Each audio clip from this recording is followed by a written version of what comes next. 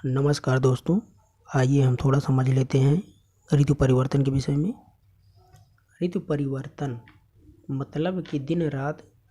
अब देखिए, ऋतु परिवर्तन यहाँ से स्टार्ट करते हैं। ये है कर्क रेखा, ऊपर वाली लाल व रेड वाली। इधर जो ब्लू है बीच में, ये है विषुवत रेखा। ये छोटी सी ये गई है जो, ये है मकर रेखा। अब 21 मार्च को सूर्य लंबवत सीधा विषुवत रेखा पर चमकता है और विषुवत रेखा पर दिन रात हमेशा बराबर होते हैं। दिन रात बराबर होते हैं और उत्तरी गोलार्ध में चमकता है। देखिए, ये उत्तरी गोलार्ध है नॉर्थ, ये साउथ है। दक्षिणी गोलार्ध में अंधेरा रहता है। तो जब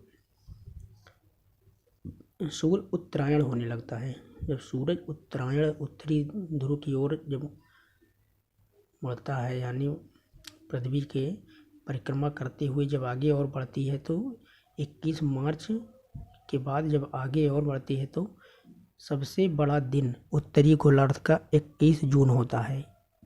सबसे बड़ा दिन 21 जून होता है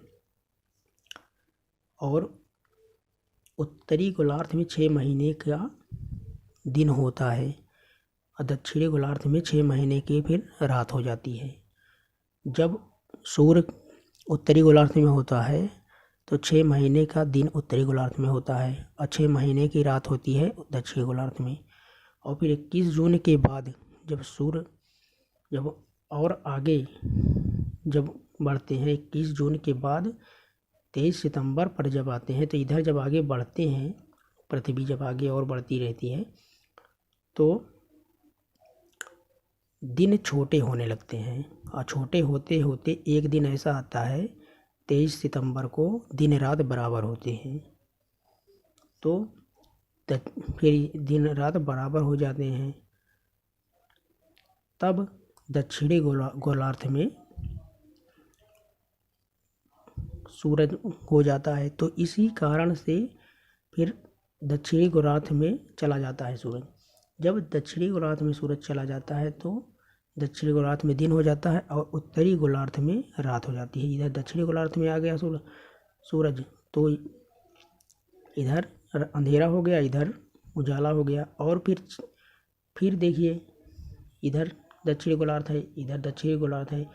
तो दक्षिणी गोलार्ध में जब सूरज चला जाता है तो 6 महीने का दिन दक्षिणी गोलार्ध में हो जाता है और 6 महीने की रात उत्तरी गोलार्ध में हो जाती है। यानी 23 सितंबर से 22 दिसंबर तक दिन बढ़ता है। यानी 22 दिसंबर को दक्षिणी गोलार्ध में सबसे बड़ा दिन होता है और उत्तरी गोलार्ध में 21 जून को सबसे बड़ा दिन होता है। अब देखिए ऋतु, अब यहाँ पर 23 सितंबर को बसंत ऋतु होता है दक्षिणी गोलार्ध में और उत्तरी गोलार्ध में शरद ऋतु पड़ती है 23 सितंबर को। और जब और आगे जब इधर बढ़ती है पृथ्वी, तो यहाँ पर जब 22 दिसंबर तक आता है, सबसे बड़ा दिन होता है, तो इधर दक्षिणी गोलार्ध में ग्रीष्म ऋतु पड़ता है और उत्तरी गोलार्ध में शीत ऋतु होती है। यहाँ अंधेरा रहता है, यहाँ उजाला रहता है। फिर और जब आगे आती है तो 21 मार्च को, जब और आगे आती है तो 21 मार्च को उत्तरी गोलार्ध में बसंत ऋतु होता है और दक्षिणी गोलार्ध में शरद ऋतु होती है। यानी 21 मार्च को दक्षिणी गोलार्ध में शरद ऋतु, 23 सितंबर को उत्तरी गोलार्ध में शरद ऋतु और 23 सितंबर को दक्षिणी गोलार्ध में बसंत ऋतु और 21 मार्च को उत्तरी गोलार्ध में बसंत ऋतु पाई जाती है। और इधर देख लीजिए, 21 जून को उत्तरी गोलार्ध में ग्रीष्म ऋतु होती है और 21 जून को दक्षिणी गोलार्ध में शीत ऋतु होती है। शीत ऋतु 22 दिसंबर को दक्षिणी गोलार्ध में ग्रीष्म ऋतु और उत्तरी गोलार्ध में शीत ऋतु होती है। तो ये है सूर्य, ये है शीत ऋतु परिवर्तन कैसे होता है, पूरी जानकारी है इसमें।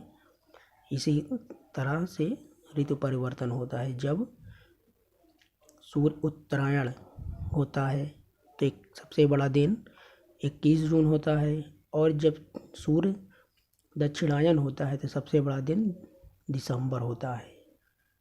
और ये उत्तरायण और दक्षिणायन पृथ्वी की, जब ये पृथ्वी सूर्य का चक्कर लगाती है तो पृथ्वी जब अपने धुरी पर घूमती है तब जो सिरा सूर्य की तरफ हो जाता है तो उसी सिरे को कहते हैं कि पृथ्वी की तरफ है। तो इसीलिए उत्तरायण और दक्षिणायन होता है। तो ये देखिए यहाँ से यहाँ तक, फिर यहाँ तक भी सूर्य पृथ्वी उत्तरी गोलार्ध में है।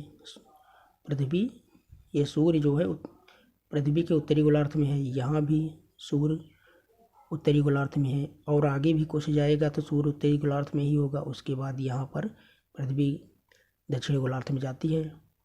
तो इसीलिए यहाँ पर 6 महीने का दिन होता है। और फिर दक्षिणी गोलार्ध में यही प्रक्रिया होती है कि यहाँ से यहाँ तक दक्षिणी गोलार्ध, फिर आगे आती है तो दक्षिणी गोलार्ध होता है, फिर उसके बाद उत्तरी गोलार्ध में यहाँ आती है पृथ्वी।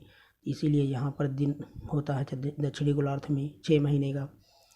और जब दक्षिणी गोलार्ध में 6 महीने का दिन होता है तो उत्तरी गोलार्ध में 6 महीने की रात होती है। और जब उत्तरी गोलार्ध में 6 महीने का दिन होता है तो दक्षिणी गोलार्ध में 6 महीने की रात होती है। तो मेरे समझ से आप लोगों को समझ में आ गया होगा दोस्तों, ये था ऋतु परिवर्तन।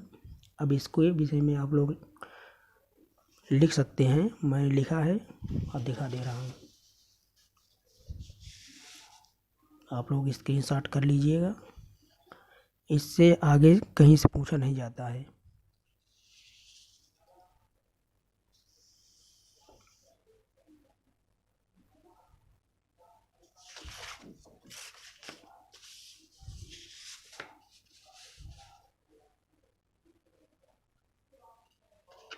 धन्यवाद दोस्तों। अगर वीडियो पसंद आ रही है तो लाइक करिए, मेरे चैनल को सब्सक्राइब कर लीजिए। Thank you.